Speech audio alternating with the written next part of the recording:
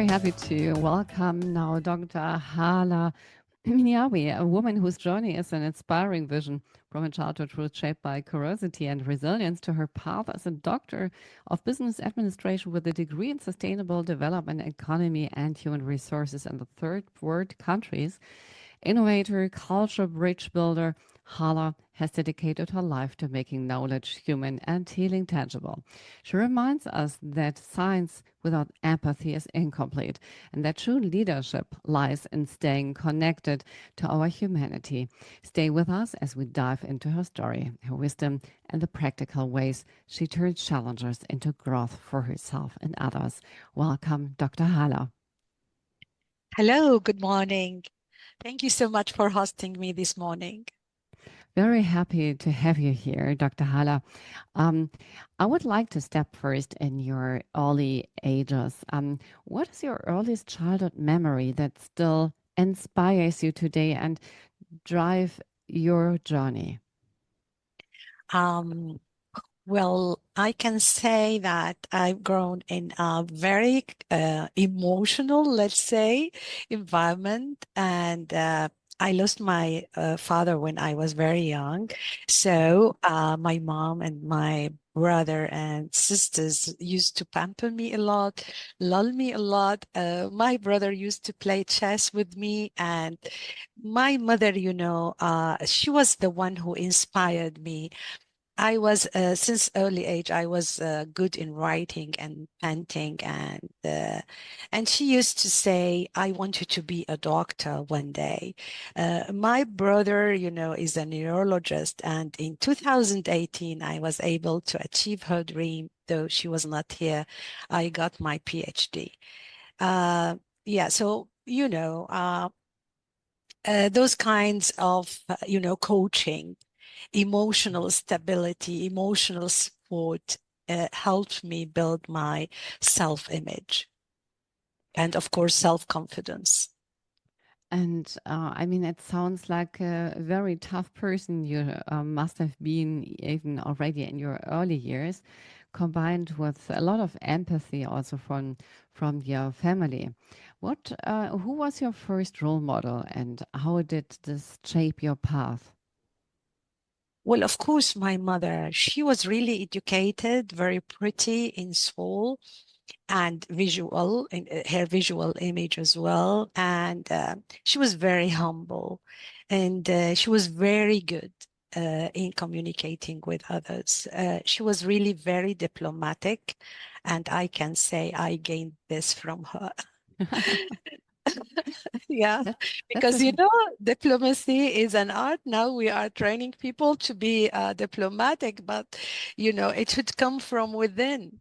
You're absolutely right, because Yeah. diplomacy should be something coming from heart, where you not only listen because you're polite, but you listen because you're interested in the person opposite. No? Exactly, exactly. You respect other people, you respect their cultures, you deal with everyone equally, regardless of their background, religion, how they look, their races, or their even educational degree. Yeah, that is wonderful. If you can reach such kind of, let's say intellectual maturity and emotional stability, then you reached the highest peak of self-actualization. I completely agree with you. I mean, I'm sure that you had many experiences which brought you there where you are. But was there one powerful experience from life which is still guiding you, or which is a bit of being that one which brought you here where you are? Well, I can say at the age of 21, after graduation, I moved to Dubai with my husband and my kid. And that experience shaped my whole life. Because I can say, though, in Dubai, it's different culture, though they are Arab like me, but they are very honest, straightforward, simple people. They are Bedouin. They are very humble and they accept others. to a great extent. And once they feel you are serious in what you do, and you are loyal, and you are professional, they open all the doors for you. And that's exactly what happened with me. I got my master's degree in 2005 and my PhD in 2018. And I can say that my experience in the UAE, and it continues till now. I've been here for 30 years now. And wherever I go, uh, I come back to Dubai as if coming back to my hometown. And I get so many awards here, so many recognitions. And I'm the author of 9 books. They granted me the golden visa as an innovator. Yeah, it's been a truly very enriching experience for me. Wow. I mean, that speaks for you, and it speaks for the country and the people there. And I mean, I don't know Dubai that much, but I love the people in Dubai. The rare experience I had there, just as for the COP, for example, I felt so welcomed, so supported. So Yes, exactly. yeah, and also such a high quality in meetings where it was about the topics, about solutions. It was not about just driving your idea through and not listening to others.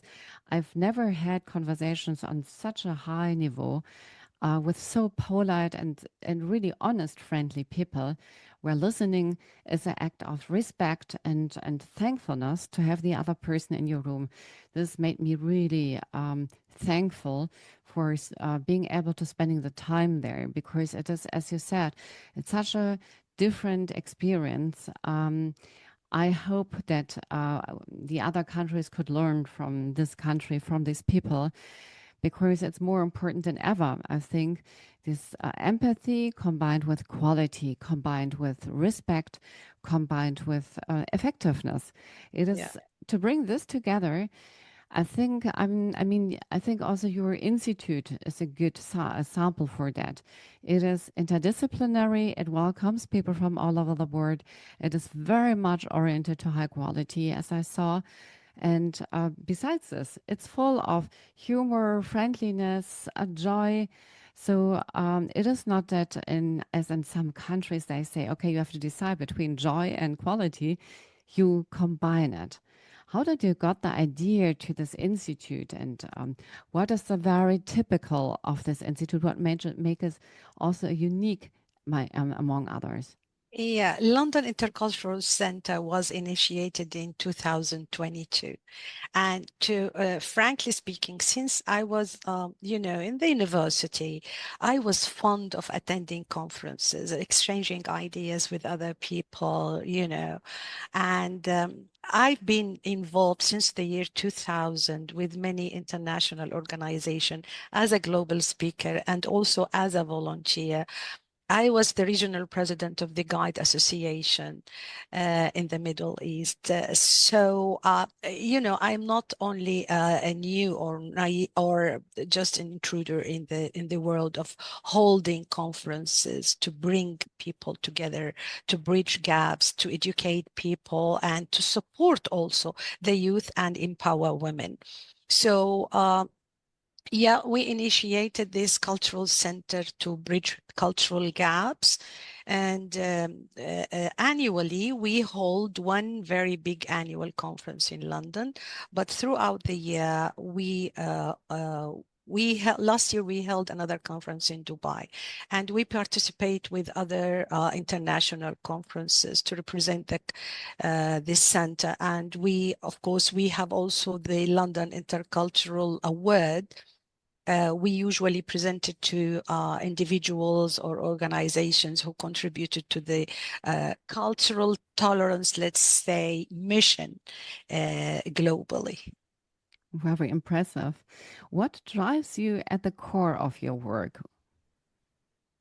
Well, first of all, let me tell you, I've learned something very, very essential from the UAE. They say in Arabic, "فالك طيب ما تشيل هم," which means that don't worry, there are always alternatives. This kind of perspective, you know that perspectives shape reality, right? And Mhm. we view reality in different ways according to the way we think, according to our mentality. So just suppose that wherever you face an issue or a problem, you feel that there should be an alternative. This gives you great peace of mind, right? Feeling that, okay, it's not the end of the world, and you will find a way out through maybe communicating with others, through brainstorming, through looking at the problem from different perspectives. So after, of course, in the beginning of my life, I wanted to pursue my higher education and also to bring out my kids. And, throughout the process, as I've told you, I wrote 9 books about a journey of self-recognition, secrets of living, and so on. So, and now I reach this type of, let's say, maturity, that my main purpose is to share my experience and knowledge with other people through training, coaching, and consultation. And every morning when I get up, I feel that I feel this huge amount of gratitude and appreciation for being alive, being happy. I just open the window, look at the blue sky, because in Dubai it's always blue, and say, well, I'm alive. I have a purpose. I have something to do in life. Um, and that's it. Well, it's a joy to be alive, and it's a joy to have something to do and to have a purpose. This is really a gift, as and I wish that as much as possible, people can learn from you to see life as this gift and start every day with gratitude and thankfulness. Because I think this is something which you personally recharge. Is there anything else which makes you personally recharge and stay grounded? Maybe some further hacks? Well, Annabella, I will tell you a secret, Lately, I discovered something, whenever I go into a session of training, usually it lasts for 2 or 3 or 4 hours. But when I leave the session of consultation or training or coaching, I feel so energetic. And then Mhm. I discovered that through real communication with other people, through creating a flow of interaction, creating this field of positive vibes, whereby you communicate with other, you exchange, you give and take. In fact, this really what, let's say, keep your flame on. Mhm. Yeah, so I feel it's through the flow of interaction with other people. That's so nice what you're describing. And you've mentored and inspired so many people. What is your leadership philosophy behind?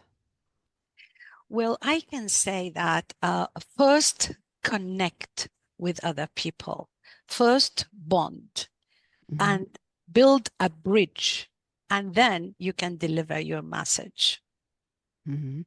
This is so important, I think, because many people in the Western countries haven't learned that. They come with an offer or with something they want and say, "Here, I want that." Yeah, it's yeah.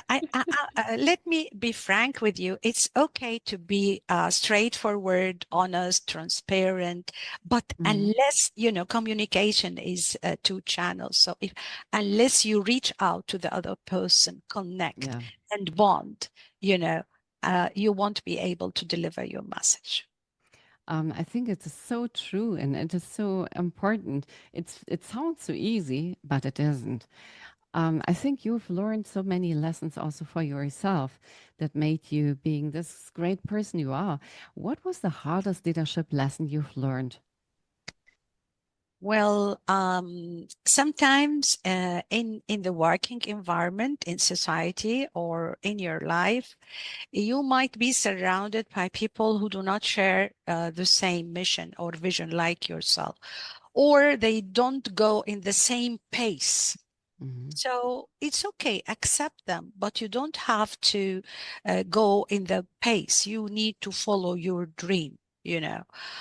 Once my son told me, Mom, you are an eagle, you are not a chicken.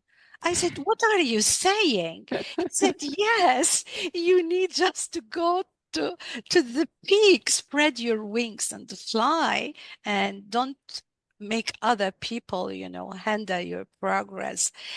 You invite others to go with you in your journey. But if they are unable to follow that, then you have to pave your way and go ahead. And yeah, I have in my first book, I wrote something that even when you cease to be, you will always be there. Your words, your deeds, and the pages you left for others to read and complete. So it's important to leave a legacy, whether as the people you train, the people you inspire, you empower, or in books or in donations, or even in the center that I created in London. And I hope that it will continue to spread light and cultural tolerance among not only people in London, but globally. Thank you very, very much, Dr. Hala, for these wise words, for the engaging discussion, and for your inspiring insights. I know we could talk for several hours more, and I'm very much looking forward to seeing you again for an ongoing exchange and also to improve this impact we can do together with a lot of woman power to make the world a better place. Thank you so much for being here. Thank you. Thank you so much. Thank you for hosting me. Thank you. Thank you. And looking forward to seeing you very, very soon. Uh, Yes, sure. so I hope for our listeners that they have taken something away for themselves and that maybe perhaps something piqued their curiosity and they're interested to hear more, for example, about the books of Dr. Hala. So hope you stay tuned with us. Have a great end of the week and looking forward to seeing you again next week. Thank you.